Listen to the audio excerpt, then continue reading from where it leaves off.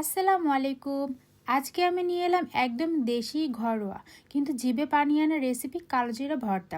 যারা ভর্তার ভক্ত তারাও খুশি হবেন, আর যারা ভর্তা খেতে চান না তারাও খুশি হবেন, কারণ এই ভর্তা এমন স্বাদ না খেয়ে থাকা মুশকিল।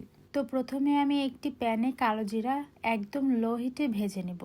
বেশিক্ষণ ভাজতে যাবে না, তাহলে আবার তিতা হয়ে যাবে। ভাজা হয়ে গেলে ঠান্ডা করে একটি মিক্সিতে ভালোভাবে ব্লেন্ড করে নিব। কালো জিরা খাওয়া স্বাস্থ্যের জন্য খুব উপকারী, তো আপনারা বাসায় ট্রাই করে দেখতে পারেন। ব্লেন্ড করা শেষ, মিশ্রণটি দেখতে এমন হয়েছে।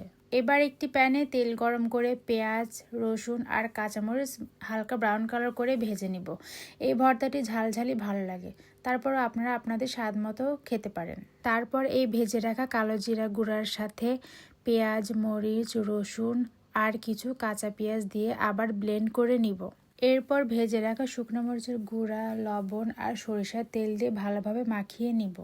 তো রেডি হয়ে গেল আমার কালোজিরা ভর্তা। ভর্তা খাওয়ার পর যদি মনে হয় হায় রে জীবনটা আসলেই ঝাল, তাহলে বুঝবেন রেসিপিটা ঠিক হয়েছে। চলে যাচ্ছেন, আগে সাবস্ক্রাইব আর ফলো দিয়ে যান, তাহলে নেক্সট ঝালটা মিস করবেন না। আজকের ভিডিওটা এই পর্যন্তই। সবাই ভালো থাকবেন। আল্লাহ হাফিজ।